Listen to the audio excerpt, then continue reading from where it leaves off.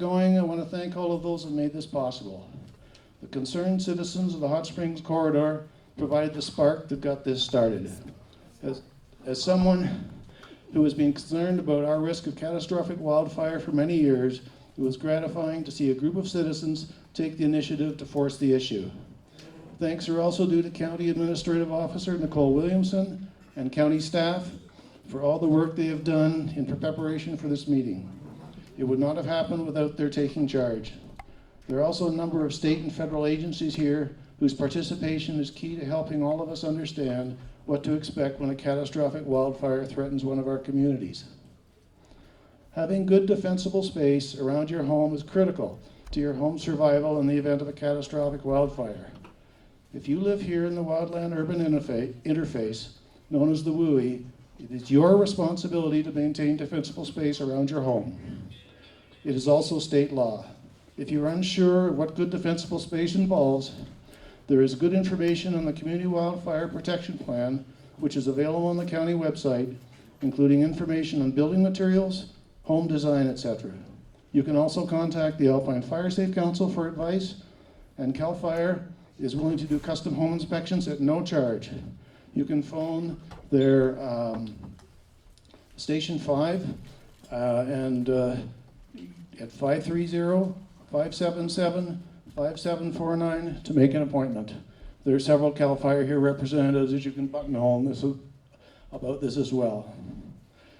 But this evening, we are not concerned about your home surviving a catastrophic wildfire, but about you and your family surviving. If there's one message that we hope that you will take away from this evening's session, it is the importance of each of us taking responsibility for our own safety. Make sure your telephone numbers and email addresses are registered with the Sheriff's Department. Be prepared to evacuate when so advised, and look out for your neighbors that may be less mobile than you are. We also hope that by learning what to expect in the event of catastrophic wildfire, you'll be more comfortable living in the WUI that is Alpine County. We are very fortunate this evening to have with us two individuals that can give us their first-hand experience of what to expect when a catastrophic wildfire burns through a community. The program this evening consists of presentations by them with the opportunity for questions, dinner, and then shorter presentations by Sheriff Rick Stevens and many of the county, state, and federal agencies that will be responding in the event of a fire. That will be followed by an opportunity for questions and discussions. I would now like to introduce Supervisor Doug Teeter of Butte County as our first guest.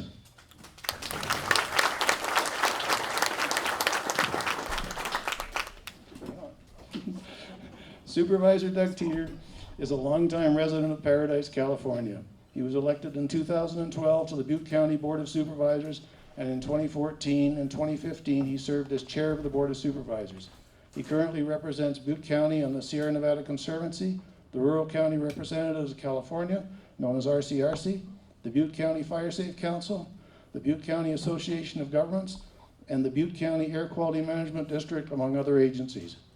Apart from his role as a supervisor, he is actively involved in the community through various organizations, including the Elks Lodge, Paradise Friends of the Library, Paradise Ridge Riders Motorcycle Club, Paradise Pines Property Owners Association, and the Paradise Toastmasters on the Ridge, as well as holding community-based town hall forums to reach out to concerned constituents.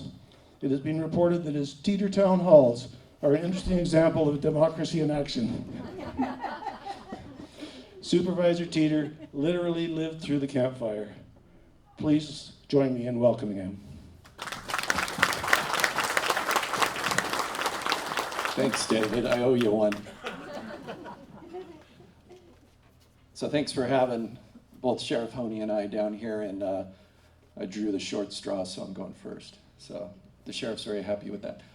As soon as the PowerPoint, I was actually on the Sierra Nevada Conservancy. I just stepped off. I was on there 2 years, and that was a fabulous experience. And actually, because of that, I like to ride motorcycles. I'd come through Markleyville in your beautiful county on my bike on the way to awesome Sierra Nevada Conservancy meetings. So thanks for having a very beautiful county. So this was a presentation that I did at the Sierra Nevada Conservancy. and it has material from Callie Jane DeAnda of our Butte County Fire Safe Council, which two of our supervisors, one of them, sit on the council. David Hawks, who's now the chief of the Butte unit of CAL FIRE, and then myself. And obviously that's a picture of that day. And just tell you when to go to the next slide. Okay, thank you, sir. So it's kind of the start time was 6:31. I got a text from the fire department probably around 7:30. We can go to the next slide. And that's kind of the area where it started near the little place called Pulga. And so here's kind of the fire behavior factors. Down here is the start, Pulga. And it was a really dry day, 200 days of minimal rainfall, less than a quarter inch, fall north wind, poor humidity recovery, wind 20 to 30, gusts from 40 to the 50. And so that was pretty important. And I think what I heard later was there was this wind aloft that kind of sheared off the column. So as you know, the smoke usually rises and the embers, they usually kind of have a time to cool off.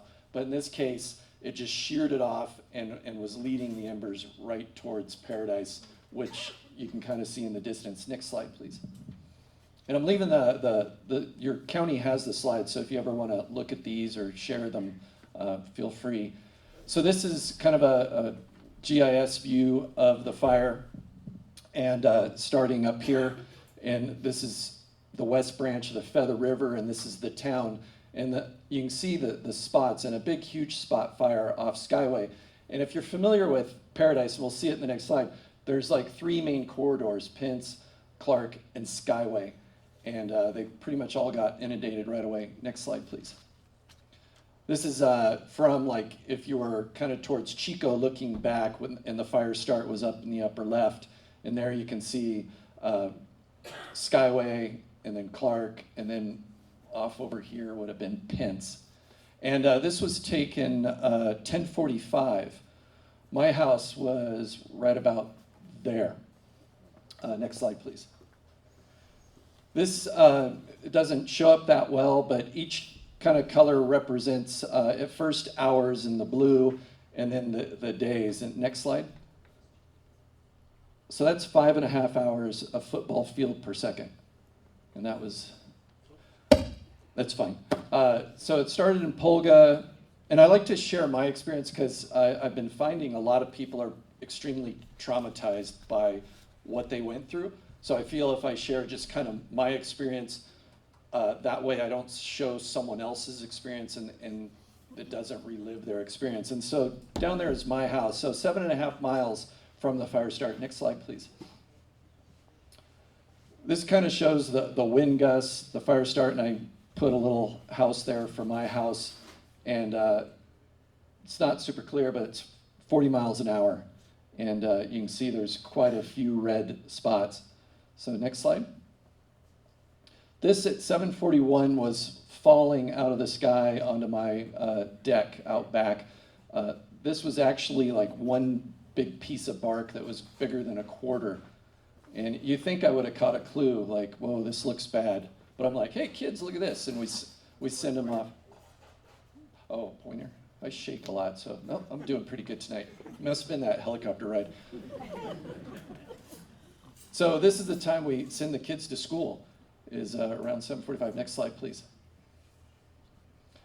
This I thought was great that the Chronicle did that shows the footprint of the fire over Oakland and San Francisco. So it was pretty darn large. Next slide. So 99 to 17, basically 157,000 acres and 667 structures. The Camp Fire almost topped the acreage, and definitely 18,000 plus structures was quite a big difference in the history of fire in Butte County. Next slide. You guys are probably all aware of the embers flying, and it's kind of a timeline, and then the fire comes through, and then it just smolders for a long time. And that's really what took down a lot of houses in Paradise, is there was so much need to basically preserve lives, that there was no one out there to protect property. And the water shut off pretty, I'd say probably around 11 o'clock, there was no more water available for hydrants. So next slide. Just another view from our Fire Safe Council of how houses catch on fire. Next slide. I pulled this off Reading Searchlight, and just in case you guys are wanting to rebuild or anything, next slide.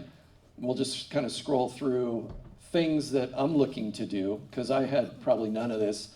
I did have probably a Class A fire roof, but I had roof vents. I had those wheelie bird ones. Next slide.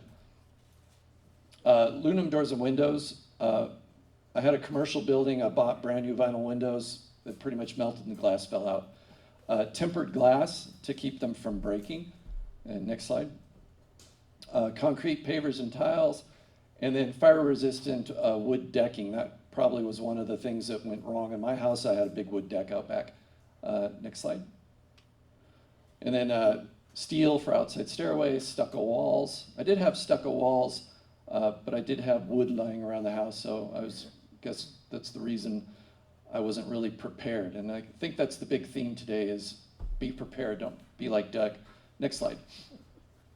So this was a Adventist school, and the windows broke out. They're lucky they didn't lose the building. You can see it's singed here, but they had vegetation really close, and that's probably what blew out those windows, and they're lucky they didn't lose it. The Adventists did lose their church. Next slide. This just shows fire starting in a stairwell, and it was amazing that Sheriff Honey, is that me?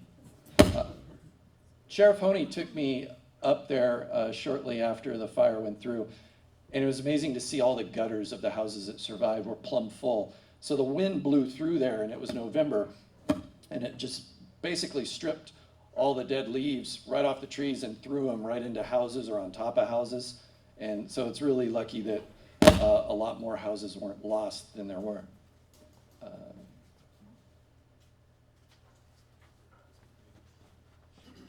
Next slide, please. So my new home's gonna be no wood, no gutters. I'm gonna have a pool. My wife calls it the lap pool. I call it the firewater storage device. I'm gonna have a generator, landscaping. I told her don't have any landscaping 30 feet from the house. We'll see if I win that one. Non-wood fencing, merge lot to get more clearance. I was on a 2/3 acre lot. My mom lived next door. We basically didn't have much defensible space because of that. And they're not coming back, and so I'm the lucky winner of her lot, and that's where my new house is gonna go. And it was amazing that a lot of people had wood fences right up to their house, and the wood fences just basically lit their house on fire. Next slide, please. So this is my house.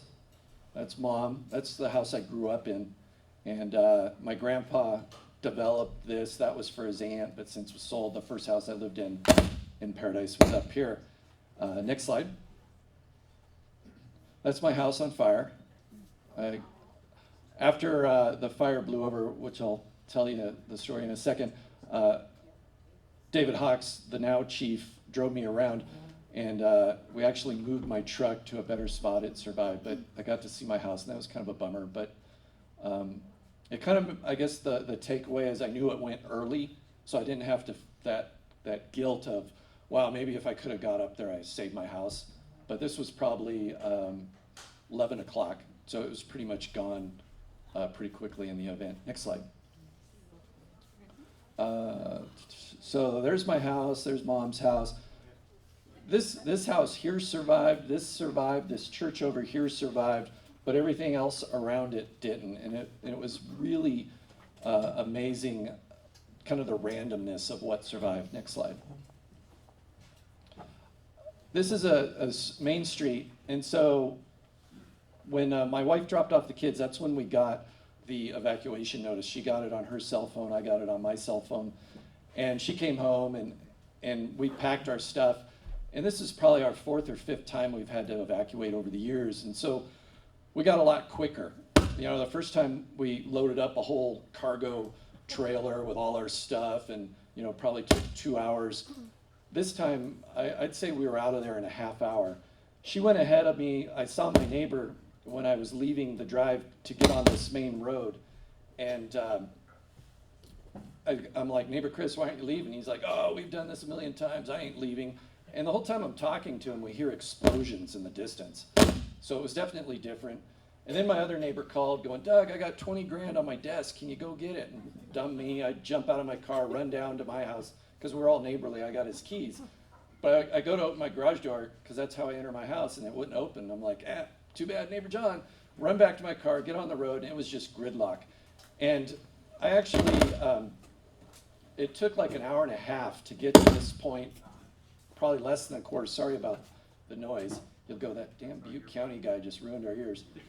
I actually abandoned my car down here, and we'll see it from, not my car, we'll see the view, but I was gonna go into another ravine, and at that point I could see spot fires in the distance, and I fought fires when I was in college. I was on the lowest. I was a shovel crew way in the back, and I just knew you don't go in ravines, and I had no idea how long it would take. So I parked my car and I started walking back towards my house on this road, thinking I'm gonna go get my motorcycle. A guy just passed me on a motorcycle, and I'm like, wow, I'd rather be that guy. And I made it up to this point, and at that point I'm like, whoa, this doesn't look good.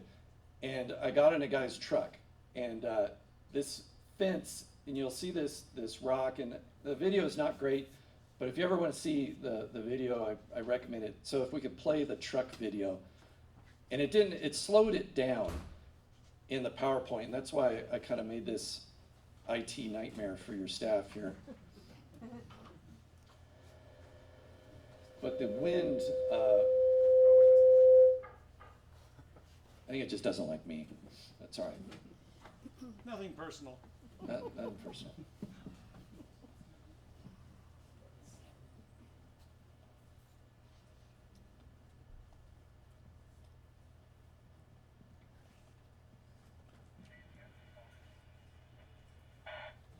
Oh, great. Technical difficulties. That's bizarre. We could pass the screen around. So that was right outside the door, and I don't know what possessed me to start filming it, but I had nothing else to do. And I was sitting, right here, and not an alt tab or. We had this problem about 20 minutes ago. Couldn't get it to work.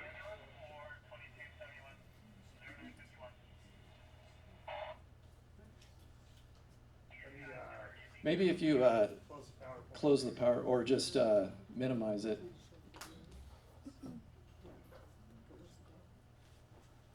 Should have brought my own computer, but that's all right.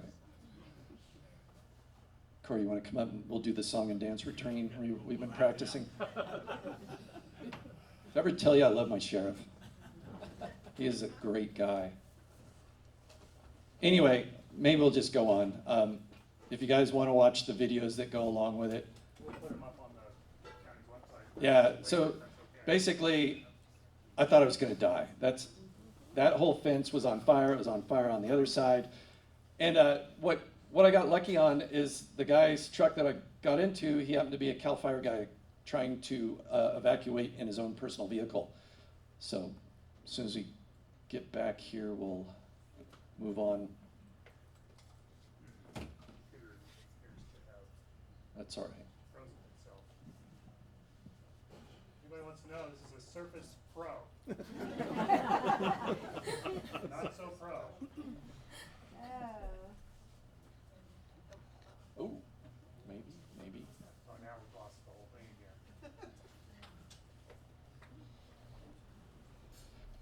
Anyway, I'll just continue on with the story. So there was a clearing, and either he knew it, I knew it, or I kept saying, hey, there's a clearing, there's a clearing.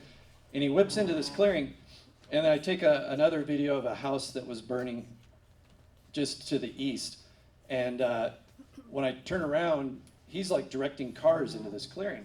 and the first guy pulls in, and it's pitch black. I mean, embers are flying, and this car like blocks the entrance from anyone else. And I'm like, oh crap, now I gotta get out. And so I get out and start directing cars to the back of this clearing. And it was amazing, we got like 10 or 20 cars in, and then a bulldozer and a fire truck show up, and we're kind of all just hanging out there. And then someone goes, hey, you gotta get to the hospital. And that's a safe zone, and the hospital's to the east, so the fire already blew through. And I wish I could have showed you the videos, because that's my main point. My takeaway from my experience was that roads really aren't big enough to allow evacuation in the way we've always planned evacuation in Paradise. And I thought we've had like some of the best evacuation planning ever, was that the fire would come and you'd do zones. But the fire and all the embers came, and it pretty much just wiped out the whole town. And so everyone's trying to go down these same little roads. And as you saw in that image, Pearson Road looked pretty wide. You know, think about your roads when you're driving and compare it to that Pearson Road. And you gotta watch this truck video in the house and think about when you're on these roads, what it's gonna look like if it's on fire. And I've come away that the main priority, my community wants wider roads, it wants more lanes, and I think that's a great desire, but I think the reality is we just need to keep the vegetation back, so then if you get on a road, you can be safe in your car. And you probably saw images of half melted cars. Toyota like bought some guy a brand new Toyota because his white Toyota